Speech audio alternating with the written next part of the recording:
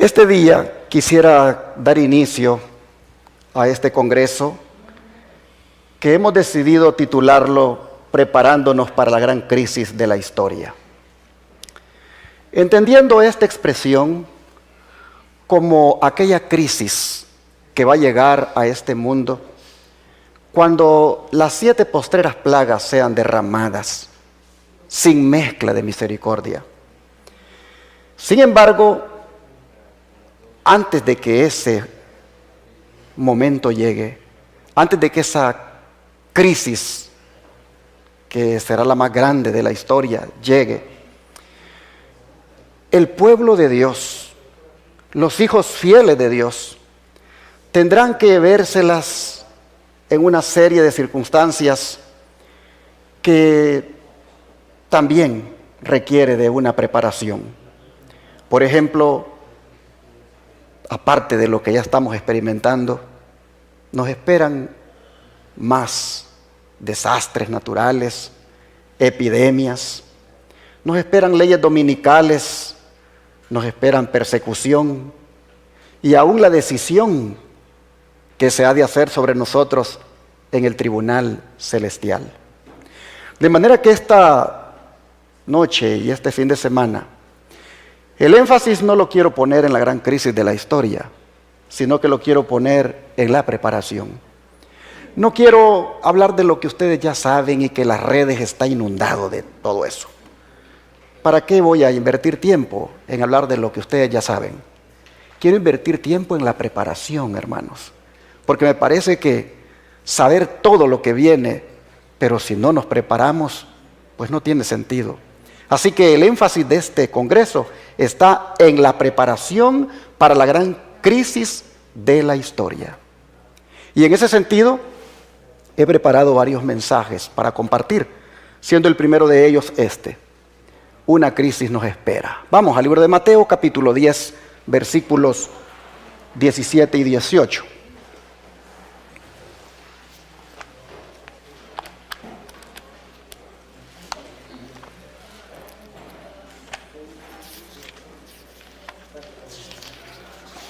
Mateo capítulo 10, versículos 17 y 18.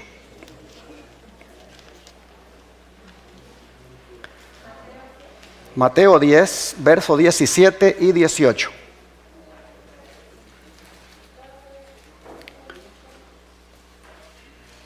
Dice el Señor Jesucristo: y guardaos de los hombres, porque os entregarán a los concilios, y en sus sinagogas os azotarán, y aun ante gobernadores y reyes seréis llevados por causa de mí, para testimonio a ellos y a los gentiles. Aquí, hermanos, nosotros miramos lo que a los discípulos les iba a pasar, lo que habría de esperarles por causa de su fe. Nosotros vemos aquí que habría de esperarles arresto y prisión, y prácticamente serían tratados como si fueran unos malhechores. Y si bien es cierto, esto se cumplió en los primeros años del cristianismo, cuando hombres como Pilato, Félix, Festo y Galión juzgaron a misioneros cristianos, los juzgaron acusados de anarquistas o perturbadores. Si bien es cierto, también se cumplió cuando Herodes Antipas, Herodes Agripa y Nerón y Domiciano, en calidad de reyes y emperadores, hicieron prácticamente lo mismo que los otros hombres que mencioné hicieron. Si bien es cierto, todo esto se cumplió en los primeros años del cristianismo, hermanos, se va a repetir. Se va a repetir en la vida del pueblo remanente, aunque con algunas diferencias en los métodos de aplicación, pero en esencia será lo mismo. ¿Y por qué digo que se va a volver a repetir? Por esta declaración inspirada de la sierva del Señor Elena White, comentando lo que acabamos de leer de Mateo. Dice: ahora el ojo del Salvador penetra lo futuro, contempla los campos más amplios en los cuales después de su muerte los discípulos van a ser sus testigos. Su mirada profética abarca lo que experimentarán sus siervos a través de todos los siglos hasta que vuelva por segunda vez. Muestra a sus seguidores los conflictos que tendrán que arrostrar. Revela el carácter y el plan de la batalla. Les presenta los peligros que deberán afrontar. Desea que cuenten el costo a fin de no ser sorprendidos inadvertidamente por el enemigo. Deseo de toda la gente, página 318. Así que, como ustedes pueden ver, la advertencia que Jesús acaba de dar en los versículos 17 y 18 nos incluye, hermanos, a nosotros que estamos aquí esta noche. En el plan de la batalla está contemplado que algunos de nosotros, no sabemos quiénes, vamos o van a ser tomados como prisioneros para ir a dar cuenta de la fe que tenemos en el Señor. Y si ustedes ven aquí, hay algo revelador en el texto. Porque miren ustedes, ¿quiénes son los que se juntan aquí para perseguir, para acosar, para hacerle la vida difícil a los discípulos del Señor? Aquí, hermanos, se junta, si ustedes ven el verso 17, se juntan los religiosos y los políticos.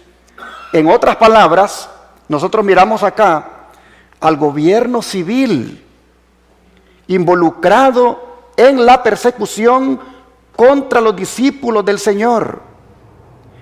Los azotan en las sinagogas, ¿quiénes? Los religiosos. Los religiosos son, según el versículo 17, los que le hacen primero la vida difícil y luego los entregan a los gobernadores y reyes para que allí sean llevados por causa del Señor. Así que, hermanos y hermanas, siempre ha sido así. Cuando los religiosos buscan a los gobiernos para controlar las conciencias, lo que le espera al cristiano es persecución. Nosotros lo estamos viendo ya en esta pandemia, cómo los religiosos y los políticos se han juntado. Lo vemos también en el cambio climático, cómo los religiosos y los políticos se han juntado. ¿Qué buscan ellos? De que toda la gente entre en una agenda. Es cuestión de tiempo para que se pase a otras instancias, como lo predice Apocalipsis 13. Es decir, donde lleguen hasta controlar a las personas en asuntos de adoración, imponiendo lo que conocemos como la marca de la bestia y su respectivo decreto de muerte. Nunca habíamos estado tan cerca de que por asuntos de conciencia nosotros seamos, hermanos, perseguidos ya en cuanto a la adoración. Porque por asuntos de conciencia, hermanos, ya estamos siendo vistos raros cuando no entramos en la agenda que se está siguiendo. Y esto nos va diciendo a nosotros que si por razones sanitarias tu conciencia te la forzan, si por razones sanitarias tu conciencia te la presionan y te obligan a que hagas lo que no quieres, hermanos y hermanas, si por razones sanitarias hoy lo hacen, tú tienes una idea de lo que va a significar cuando sea por razones de adoración. Yo puedo ver aquí en Mateo 10 prácticamente toda una advertencia, hermanos, de lo que nos viene. Si ustedes notan el verso 16, Jesús dice: he aquí yo os envío como a ovejas en medio de lobos. Sed pues prudentes como serpientes y sencillos como palomas. Hermanos y hermanas, estamos nosotros en este tiempo en medio de una manada de lobos hambrientos. Y nosotros como ovejas indefensas. Pero no estamos en medio de esta manada de lobos hambrientos porque nosotros nos quisimos meter en medio de ellos. Estamos en medio de ellos porque el Señor nos ha enviado con un mensaje para ellos.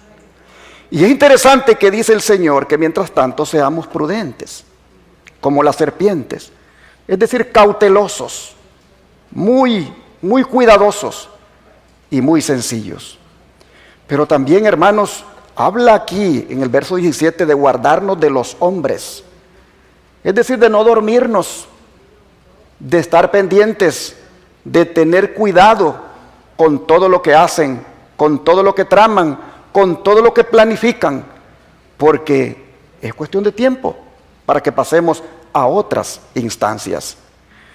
Bueno, nosotros miramos, hermanos, en el verso 19, que cuando nos entreguen, no nos preocupemos por cómo o qué hablaremos, porque en esa hora se nos va a ser dado lo que hemos de hablar. El verso 20 dice, porque no sois vosotros los que habláis, sino el Espíritu de vuestro Padre que habla en vosotros. En otras palabras, mis hermanos, cuando seamos llevados ante algún tribunal, cuando seamos llevados ante cualquier eminencia o no sé, alguna asamblea legislativa, donde sea que tengamos que comparecer, hermanos, nosotros allí no vamos a estar solos. Vamos a tener a un abogado con nosotros. Y ese abogado es el Espíritu Santo. El Espíritu Santo es Paracletos. Y Paracletos es uno que está al lado tuyo. Nosotros oímos que es consolador, pero también es abogado. De manera que el Señor está diciendo, mira, vas a ser llevado a ciertos lugares donde vas a ir a dar cuenta de tu fe. Pero en ese momento vas a improvisar. Pero lo que improvises será porque el Espíritu Santo te lo va a dar. El abogado que va a estar contigo te va a decir lo que vas a hablar. Él te va a dar las palabras.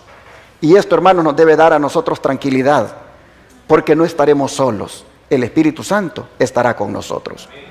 Ahora, es interesante que dice el verso 22, que seremos, 21, que el hermano entregará a la muerte al hermano, y el padre al hijo, y los hijos se levantarán contra los padres y los harán morir. Miren hasta dónde va a llegar la crisis que nos espera, al punto donde hasta familiares se van a volver contra nosotros. Y algunos ya lo están experimentando. Uno escucha testimonios de esposas que se lamentan de que sus esposos no les apoyan cuando quieren hacer la obra de Dios.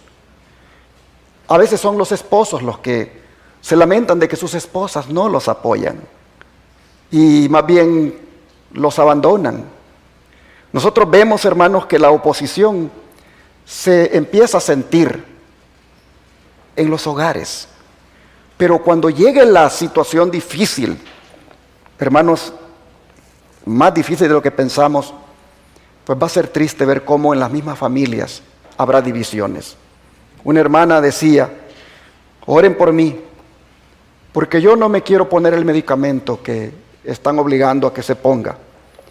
Tengo razones de conciencia por las cuales no me lo pongo, pero tengo en mi casa un gran pleito con mi hija, porque mi hija me dice de que soy una ignorante, que si es en la iglesia donde voy, donde me están metiendo ideas en contra de eso. Y yo le digo a ella, dice que que son asuntos de conciencia, de acuerdo a los conocimientos que yo tengo, he decidido eso. Y decía, oren porque mi hija me está maltratando. Entonces uno puede mirar, hermanos, cómo por razones sanitarias hay divisiones ya en los hogares. No digamos cuando sea por asuntos de adoración. Llegará hasta este extremo, donde los hijos se levantarán contra los padres y los harán morir. Luego el 22 dice, seréis aborrecidos de todos por causa de mi nombre, mas el que persevere hasta el fin, éste será salvo. Seréis aborrecidos de todos.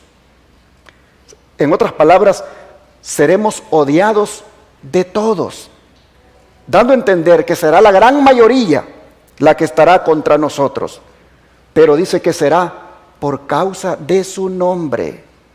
Es decir, no será porque hayamos cometido algún crimen, no será porque nosotros hayamos violado alguna ley, solamente será por causa de serle fieles a Jesús. Pero hay algo aquí que es de esperanza, y es que dice, el que persevere hasta el fin. ¿Qué nos dice esto? Que la tribulación tendrá un final, que los sufrimientos tienen un fin, y que los que perseveren, los que resistan, los que se mantengan pacientes en esa situación, esos finalmente serán salvos.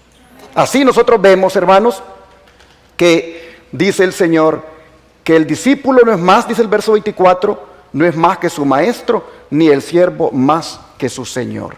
Dando a entender de que lo que le hicieron a él, hermanos, tenemos que estar nosotros preparados para que también nos lo hagan a nosotros.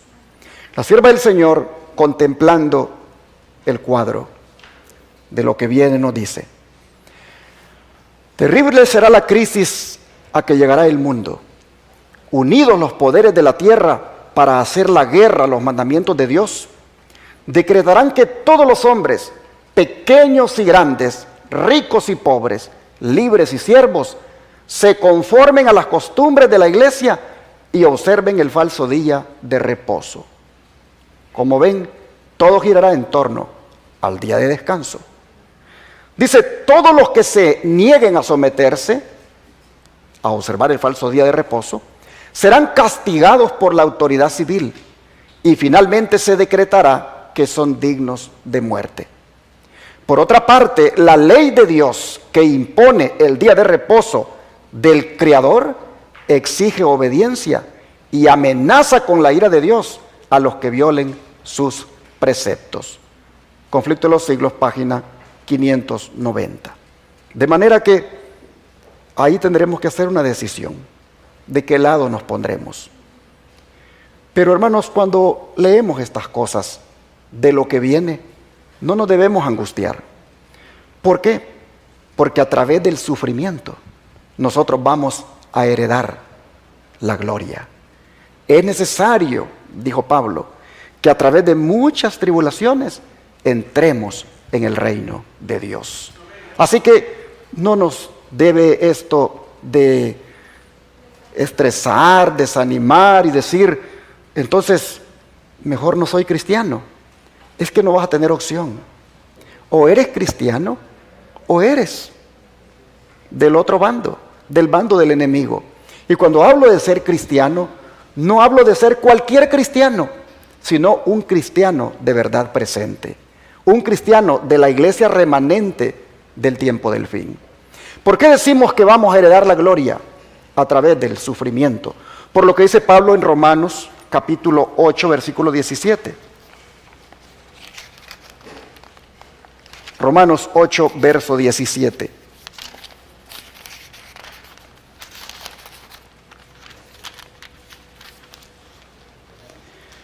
Dice, y si hijos, también herederos, herederos de Dios y coherederos con Cristo, si es que padecemos juntamente con Él, para que juntamente con Él seamos glorificados. ¿Se dan cuenta? A través del dolor, a través del sufrimiento, a través del padecimiento, nosotros, hermanos, heredaremos la gloria. Así que no será distinto a Jesús. Jesús, si ustedes se recuerdan, Él llegó a la paz a través del dolor. Él llegó a la gloria a través del sufrimiento. Y lo mismo sucederá con aquellos que le amamos. Sufrir con Él significa sufrir por causa de Él y de su evangelio. Por eso el apóstol Pedro nos anima con las palabras que se encuentran en la primera carta, en el capítulo 4, versículo 13. Primera carta de Pedro, capítulo 4, versículo 13.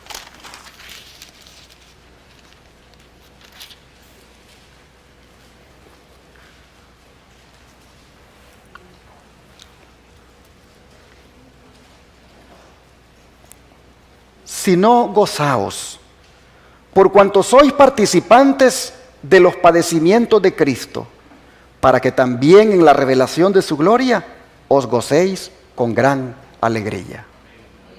Qué hermoso pensamiento, hermanos, este. Nos gozaremos con gran alegría. O sea, hermanos, el gozo. El gozo, imagínense ustedes, de la primera hora que pasemos en la eternidad, rápidamente va a sobrepujar todas las horas de aflicción y soledad que hayamos tenido en este mundo. Prácticamente lo que nosotros hayamos pasado en la crisis, eso se va a olvidar en la primera hora de la eternidad, cuando nos gocemos con gran alegría. Hay una bendición en el sufrimiento por Cristo. Así es reiterado en el verso 14. Miren ustedes aquí mismo de 1 Pedro capítulo 4. Dice: si sois vituperados por el nombre de Cristo, sois bienaventurados, porque el glorioso Espíritu de Dios reposa sobre vosotros. Ciertamente de parte de ellos Él es blasfemado, pero por vosotros es glorificado. ¿Pueden ver ustedes, hermanos, cómo la gloria es lo que le sigue al padecimiento? La gloria es lo que le sigue al sufrimiento. El glorioso Espíritu de Dios, hermanos, nos va a acompañar en medio de la crisis. El glorioso Espíritu de Dios, o sea, el Espíritu Santo, nos va a consolar, nos va a animar y nos va a guiar y nos va a bendecir en todo momento.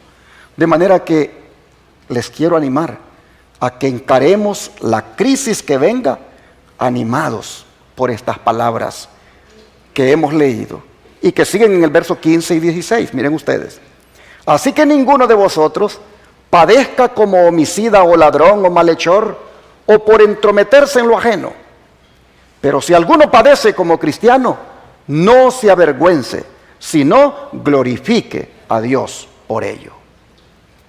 Y saben, hermanos, que estas palabras han animado a los cristianos a lo largo de la historia a perseverar en la crisis. Estas palabras han sostenido a muchos en los momentos difíciles. La mensajera del Señor dice: vanos eran los esfuerzos de Satanás para destruir la iglesia de Cristo por medio de la violencia. La gran lucha en que los discípulos de Jesús entregaban la vida no cesaba cuando estos fieles portaestandartes caían en su puesto. Triunfaban por su derrota. Los siervos de Dios eran sacrificados, pero su obra seguía siempre adelante. El evangelio cundía más y más, y el número de sus adherentes iba en aumento. Alcanzó hasta las regiones inaccesibles para las águilas de Roma. Dijo un cristiano, reconviniendo a los jefes paganos que atizaban la persecución: atormentadnos, condenadnos, desmenuzadnos, que vuestra maldad es la prueba de nuestra inocencia. De nada os vale vuestra crueldad. No era más que una instigación más poderosa para atraer a otros a su fe. Más somos cuanto derramáis más sangre, que la sangre de los cristianos es semilla. Así el conflicto de los siglos, en la página 39, nos dice cómo los cristianos se animaron por las palabras anteriores que hemos leído en la carta del apóstol Pedro. De manera, mis hermanos, que estamos en esta preparación para la crisis que nos espera, mirando cómo la encararon nuestros antepasados, mirando cómo ellos la experimentaron, cómo ellos la enfrentaron, para que nosotros la enfrentemos de la misma manera. Porque ustedes no me dejarán mentir que en la crisis que estamos pasando, prácticamente, hermanos, es como que los demonios se hubieran soltado. Aunque están refrenados, pero como que el Señor ha permitido, les ha soltado la rienda. Y uno puede ver, al contemplar o al experimentar todo lo que está pasando, que no es otra cosa, hermanos, que los demonios sueltos, buscando ver cómo se lleva a algunos del pueblo remanente o a algunos hijos de Dios sin preparación a la tumba. Nosotros vemos de que esto apenas ha comenzado. Las cosas se van a poner todavía peores. La crisis va a llegar hasta el punto donde tenga que ver con la adoración a nuestro Dios. Pero en la preparación de este congreso que estamos enfatizando, estamos viendo cómo estos siervos del Señor en el pasado fueron sostenidos por el Señor. Sigue diciendo el don de profecía: miles de cristianos eran encarcelados y muertos, pero otros los reemplazaban. Y los que sufrían el martirio por su fe quedaban asegurados para Cristo y tenidos por Él como conquistadores. Noten, es decir, no los miraba el Señor como personas derrotadas, sino que en medio de aquel sufrimiento el Señor los miraba como conquistadores, como victoriosos. Habían peleado la buena batalla y recibirían la corona de gloria cuando Cristo viniese. Los padecimientos unían a los cristianos unos con otros con su Redentor. El ejemplo que daban en la vida y su testimonio al morir eran una constante atestación de la verdad. Y donde menos esperaba, los súbditos de Satanás abandonaban su servicio y se alistaban bajo el estandarte de Cristo. En otras palabras, al mirar cómo eran de fieles estos cristianos, cómo perseveraban en la fe, algunos de sus verdugos terminaban pasándose a las filas del Maestro. Por eso es que el apóstol Pablo, hermanos, se une a Pedro en palabras de ánimo para nosotros, como las que están aquí en Romanos 8:18. Romanos 8:18.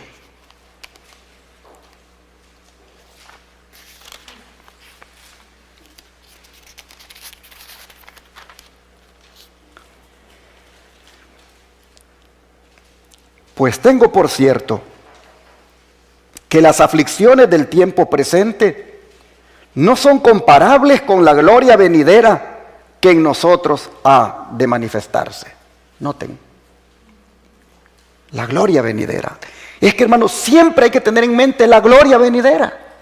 Siempre hay que tener en medio de la crisis en cuenta la gloria venidera. Y cuando tenemos en cuenta la gloria venidera, dice el apóstol aquí, que no son comparables, dice, las aflicciones del tiempo presente. Oh, hermanos y hermanas, Pablo con Pedro están en la misma sintonía, diciéndole a los que sufren, diciéndole a los que están enfrentando la crisis, que tengan en cuenta la gloria. Ahora vean 2 Corintios 4, versículos 17 al 18. 2 Corintios 4, 17 y 18.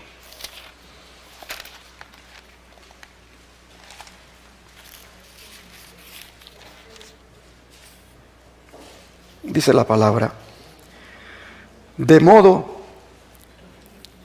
2 Corintios 4, 17 al 18, sí, aquí. Porque esta leve tribulación momentánea produce en nosotros un cada vez más excelente y eterno peso de gloria, no mirando nosotros las cosas que se ven, sino las que no se ven, pues las cosas que se ven son temporales, pero las que no se ven son eternas. ¿Ven otra vez la gloria? A veces, hermanos, hablamos tanto de la vacuna, hablamos tanto de lo que viene, y hablamos tanto del virus y de la nueva cepa, y le damos, y no hablamos de la gloria que nos espera. No vemos la gloria venidera. Pareciera que solo vemos lamento, solo vemos desgracia, solo vemos lo que está pasando. Pablo dice, miren, esto que está pasando es temporal, lo que viene es eterno, es un eterno peso de gloria lo que nos espera. Tengan en cuenta eso. Así, hermanos, Pablo hablaba, y cuando él hablaba, lo hablaba con autoridad, con propiedad, porque él lo había experimentado. Él había experimentado las pruebas más dolorosas por causa de su maestro, y todavía le esperaba mucho más sufrimientos. hasta llegar al martirio. Pero él reitera lo que dijo Pedro, en el sentido, hermanos, de que a la luz de la eternidad, prácticamente el tiempo presente no es más que un momento transitorio. El don de profecía, comentando la actitud de Pablo, vean lo que dice. Los años de abnegación, de privaciones, de pruebas, de aflicciones y persecuciones que soportó Pablo, los llamaba él algo momentáneo. Las cosas del tiempo presente no eran consideradas dignas de mención al compararlas con el eterno peso de gloria que le aguardaba cuando hubiera terminado la lucha. Esas mismas aflicciones eran los operarios de Dios, dispuestas para la perfección del carácter cristiano. Miren, hermanos y hermanas, lo que estamos viendo son como operarios de Dios. Las circunstancias por las que estamos pasando y las que vamos a pasar son como operarios de Dios, que vienen solamente para perfeccionar nuestro carácter. Dice, cualesquiera sean las circunstancias del cristiano, no importa cuán oscuros y misteriosos sean los caminos de la providencia, no importa cuán grandes sus privaciones y sufrimientos, Él puede apartar de tales cosas su mirada, dirigiéndola a lo invisible y eterno. Tiene la bendita seguridad de que todas las cosas le ayudan para su bien. El Espíritu Santo iluminaba el alma de Pablo con luz del cielo, y él estaba seguro de que tenía una participación en la posesión comprada, reservada para los fieles. El lenguaje de Pablo era vigoroso. No podía encontrar palabras de suficiente fuerza para expresar la excelencia de esa gloria, ese honor y esa inmortalidad que recibirán los creyentes cuando Cristo venga. En comparación con la escena en que se posaban los ojos de su mente, todas las aflicciones temporales solo eran momentáneas, leves aflicciones, indignas de consideración. Vistas a la luz de la cruz, las cosas de esta vida eran vanidad y vacuidad. La gloria que le aguardaba era sustancial, ponderable, durable, más allá de lo que podía expresar el lenguaje. Sin embargo, Pablo se acercaba a todo lo que puede para expresarse, a fin de que la imaginación pueda captar la realidad hasta donde sea posible para las mentes limitadas. Era un peso de gloria, una plenitud de Dios, un conocimiento que era inconmensurable, era un eterno peso de gloria. Y sin embargo, Pablo cree que su lenguaje es insustancial. Con esa palabra él quería decir todo lo bello que nos espera, lo glorioso que viene para el Hijo de Dios, pero le parecía insustancial. No alcanza, dice, a expresar la realidad. Se lanza, dice, en busca de palabras más expresivas. Las más atrevidas figuras del lenguaje no alcanzarían a expresar la verdad. Busca los términos más abarcantes que puede proporcionar el lenguaje humano para que la imaginación pueda captar hasta cierto punto la superlativa excelencia de la gloria que recibirá el que sea fiel hasta el fin. Santidad, majestuosidad, honor y felicidad en la presencia de Dios son cosas ahora invisibles, a no ser mediante el ojo de la fe. Pero las cosas que se ven, honor mundano, placer mundano, riquezas y gloria, son eclipsadas por la excelencia, la belleza y la esplendorosa gloria de las cosas que ahora son invisibles. Las cosas de este mundo son temporales, duran solo un corto tiempo, mientras que las cosas que no se ven son eternas, duran por los siglos sin fin. Adquirir este tesoro infinito es ganar todo y no perder nada. Manuscrito 58 del año 1900. Así que, hermanos y hermanas, ante la crisis que nos espera, nosotros debemos tener en cuenta esto para no estresarnos, para no deprimirnos, para no angustiarnos, sino bien tener valor. Sigue siendo el don de profecía. Si Pablo, acosado por todos lados, perplejo, perseguido, podía llamar a sus pruebas leves tribulaciones, ¿de qué tiene que quejarse el cristiano de hoy? Y a veces nosotros, hermanos, ahí andamos solo queja y queja. Nos quejamos por los hermanos de la iglesia, nos quejamos por el pastor, nos quejamos por tantas cosas, puras quejas por todas partes. Hermanos, no deberíamos de quejarnos tanto y deberíamos bien poner la mirada en las cosas de arriba y ver, hermanos, qué hermoso es el premio que nos espera. Dice, ¿cómo? ¿Por qué tiene que quejarse el cristiano de hoy? Si Pablo, acosado por todos lados, perplejo, perseguido, podía llamar a sus pruebas leves tribulaciones, ¿por qué los cristianos se tienen que quejar hoy? Nosotros, hermanos, no soportamos ni siquiera que hablen mal de nosotros. Lo primero que pensamos es mejor ya no ir a la iglesia, abandonar la fe, volvernos al mundo. Ahí venimos y decimos, es que yo pensé que ahí en la iglesia todo era bonito, todo era perfecto, que ahí nadie me iba tal vez a mirar mal. Y hermanos, a la primera mala mirada, al primer mal comentario, alguna cosa que se dijo no apropiada, hacemos las maletas y nos vamos de regreso al mundo. No aguantamos nada, no aguantamos una crítica. Y Pablo dice, miren todo lo que yo he aguantado, miren todo lo que yo he sufrido. Y para mí eso es algo leve cuando lo comparo con el eterno peso de gloria. Dice, cuán baladíes son nuestras pruebas en comparación con las muchas aflicciones de Pablo.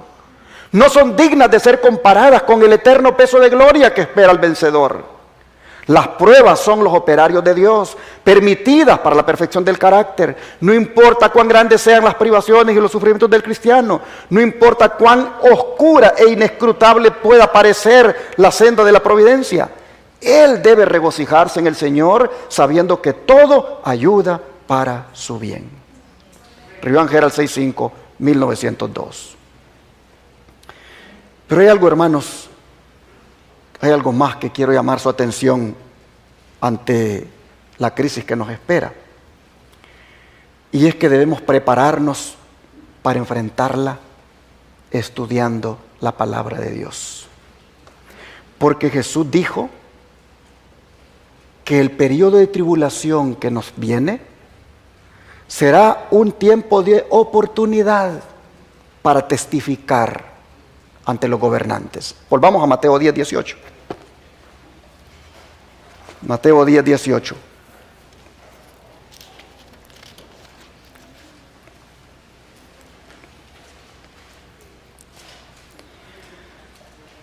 Y aún ante gobernadores y reyes seréis llevados por causa de mí, para testimonio a ellos y a los gentiles.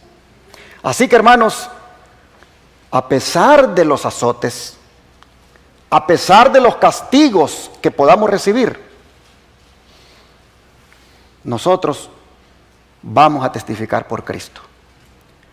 El fiel siervo de Dios, así lo castiguen, así lo azoten, el fiel siervo de Dios siempre va a testificar por el Señor. Y nosotros tengamos esto bien claro, hermanos, que el estudio de la palabra de Dios ahora es necesario e indispensable. Porque si vamos a dar testimonio de nuestra fe ante gobernadores y reyes, hermanos y hermanas, ¿no creen ustedes que necesariamente tenemos que estudiar más la Biblia? Tenemos que estudiar las Escrituras, porque vamos a dar testimonio de lo que creemos. Y para poder dar testimonio de lo que creemos, debemos invertir tiempo en el estudio. La oportunidad de testificar no la vamos a desaprovechar. Y para esto el don profético nos dice lo siguiente. No está lejos el tiempo, dice, cuando se va a llevar al pueblo de Dios a dar su testimonio ante los gobernadores del mundo. No hay uno en 20 que comprenda con cuánta rapidez nos acercamos a la gran crisis de nuestra historia.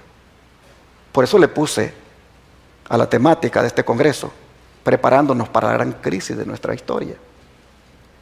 Pero parte de la gran crisis de nuestra historia es el que tengamos que ser llevados a comparecer ante las autoridades, a dar testimonio. Y estamos, dice, rápido de que eso pueda darse. No hay uno en 20 que comprenda con cuánta rapidez nos estamos acercando a la gran crisis de nuestra historia. No hay tiempo para la vanidad, para la frivolidad, para ocupar la mente en cosas sin importancia. Por eso, hermanos, es que les estaba haciendo el comentario de a veces como por cosas sencillas, a veces abandonamos la fe. Este no es el tiempo para estar pensando en salirnos de una iglesia comprometida con la verdad, de una iglesia comprometida, hermanos, con el mensaje de los tres ángeles, una iglesia que se identifica con el pueblo remanente. No es el tiempo para estar considerando abandonarlo. A veces a mí me da tristeza cuando veo que algunos hermanos, hermanas, jóvenes se van en un tiempo cuando lo que más deberían de pensar es ver cómo se meten más de lleno en las cosas del Señor, cómo deberían de estudiar más. No hay tiempo para la vanidad, para la frivolidad y para ocupar la mente en cosas sin importancia. El tiempo que pasamos, hermanos, a veces en algunos pasatiempos sin tanta importancia, imagínense ustedes cuánto sería de bendición si lo pasamos estudiando la palabra. Siempre me gusta poner el ejemplo del famoso Netflix, porque una película en Netflix, ¿cuánto tiempo le llevará a una persona a mirarla toda? A veces me ponen a mí a verla una y a los 15 minutos estoy dormido. Y yo digo, ¿cómo aguantan a ver tanto? Un día estábamos con unos muchachos y ellos se pusieron a ver una película. Y mírala, pastor, a los 15 minutos estaba dormido. Me desperté y ellos estaban pero bien abiertos los ojos mirándola. Me volví a dormir. Y cuando vino a terminar, ahí me desperté y yo no vi nada. Pero ellos estaban, hermanos, listos para ver la otra que seguía. Y yo digo, wow, digo yo, ¿y en la iglesia no aguantan una hora un sermoncito? En la iglesia no aguantan una hora estar sentados escuchando a Dios hablar. ¿Cómo es posible? Y así, hermanos, con los deportes. ¿Cuánto tiempo lleva mirar un partido, ya sea de soccer o de fútbol americano? ¿Y cuánto tiempo nosotros le invertimos a la palabra, hermanos? Mire lo que dice la sierva del Señor: no hay tiempo para la vanidad, para la frivolidad, para ocupar la mente en cosas sin importancia. Este es el tiempo, hermanos, para invertirlo, miren, en estudiar la palabra del Señor. Vamos a comparecer ante reyes, vamos a comparecer ante gobernantes, vamos a comparecer ante autoridades para dar cuenta de nuestra fe. Y si no estudiamos la Escritura, entonces ¿de qué vamos a hablar? Que el Espíritu Santo me va a dar las palabras. Sí, te va a dar las palabras, pero que tú ya hayas estudiado, te las va a recordar en ese momento. Sigue diciendo, los reyes, dice, los gobernantes y los grandes hombres van a oír de vosotros a través de los informes de aquellos que estén enemistados con vosotros. Y vuestra fe y carácter serán desfigurados delante de ellos. En otras palabras, nos van a llevar prácticamente denigrados. Pero los que sean, dice, acusados falsamente, tendrán la oportunidad de comparecer delante de sus acusadores para responder por sí mismos. Tendrán el privilegio de llevar la luz delante de los que son llamados grandes de la tierra. Y si habéis estudiado la Biblia, oiga esto, y si estáis listos para dar respuesta a cada persona que pregunte acerca de la esperanza que hay en vosotros, con humildad y temor, vuestros enemigos no serán capaces de contradecir vuestra sabiduría. Note, si habéis estudiado la Biblia y si estáis dispuestos, hermanos, necesitamos estudiar la Biblia. Si vamos a prepararnos para la crisis que nos espera, lo vamos a hacer estudiando la palabra de Dios, pensando en la gloria venidera, comparando lo que estamos pasando con lo que viene como algo que esto es leve, pero también, hermanos, estudiando las Escrituras. Dice, ahora tenéis la oportunidad de alcanzar el mayor poder intelectual a través del estudio de la palabra de Dios.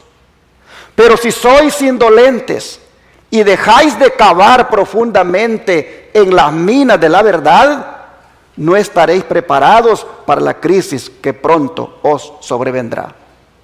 Noten, esto es una mina, pero hay que cavar, hay que escarbar, hay que meter el asadón, hay que dedicar tiempo para hallar aquí el oro.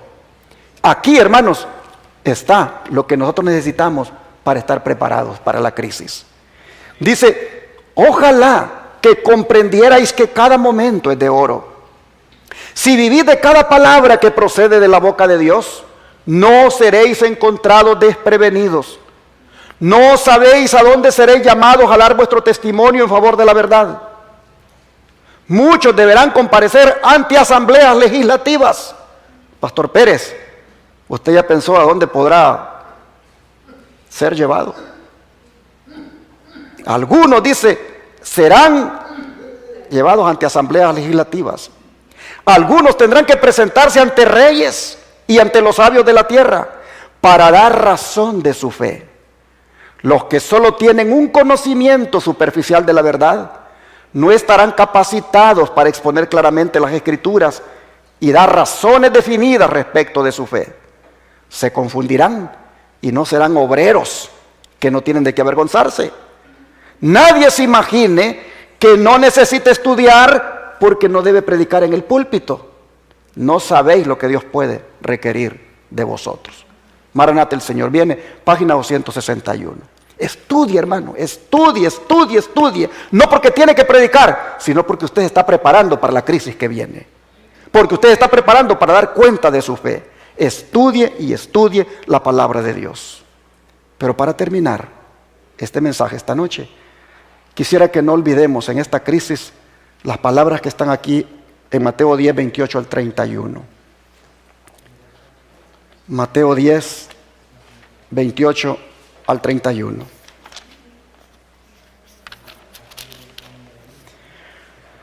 Dice el Señor: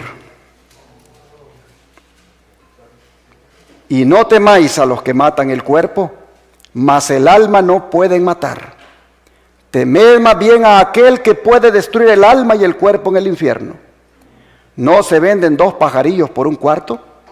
Con todo, ni uno de ellos cae a tierra sin vuestro Padre, pues aún vuestros cabellos están todos contados. Así que no temáis, más valéis vosotros que muchos pajarillos. Finalmente, hermanos y hermanas, el Señor está diciendo: yo los cuido más a ustedes de lo que ustedes se cuidan ustedes mismos. ¿Quién de ustedes se interesa tanto por sí mismo que se ha dado a la tarea de contar cuántos cabellos tiene en su cabeza? ¿Quién? Nadie. Nadie se interesa tanto a sí mismo que llegue hasta ahí de contar cuántos cabellos tiene. Pues dice el Señor: me intereso tanto por ustedes que yo sí, hasta los cabellos que se les caen, sé cuántos les quedaron. Yo les tengo contados los cabellos de su cabeza. Yo me intereso por ustedes mucho más de lo que ustedes se interesan por ustedes mismos. En otras palabras, dice el Señor: no tengan miedo, porque yo los voy a cuidar. Miren los pajarillos, esos más chiquititos, los gorriones. Tienen que juntarse 2 para poder venderlos por un cuarto, y aún así, yo estoy pendiente de ellos. ¿Cuánto más valen ustedes que los pajarillos? Así que, hermanos y hermanas, preparémonos para la crisis que nos espera, sin temor, nada más, confiando en el Señor y creyendo de que Él nos va a acompañar en todo momento. Que Dios les bendiga. Vamos a rodearnos, hermanos.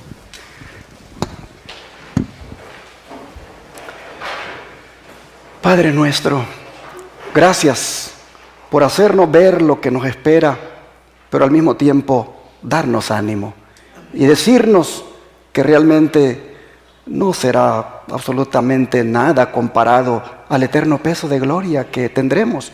Padre, gracias por estimularnos de esa manera, y al saber entonces que hay que estar preparados para esta crisis, entonces te pedimos que esa preparación, Padre, nosotros la encaremos con seriedad, estudiando más tu palabra, profundizando más en lo que es el mensaje que conocemos. Oh Señor, te pedimos que también nosotros tengamos siempre en cuenta que seremos testigos tuyos en todo tiempo y en cualquier lugar. Así que, Padre, nos ponemos en tus manos y te rogamos que ante la crisis que nos espera, nosotros estemos preparados para enfrentarla contigo a nuestro lado. Te lo pedimos en el nombre de Jesús. Amén.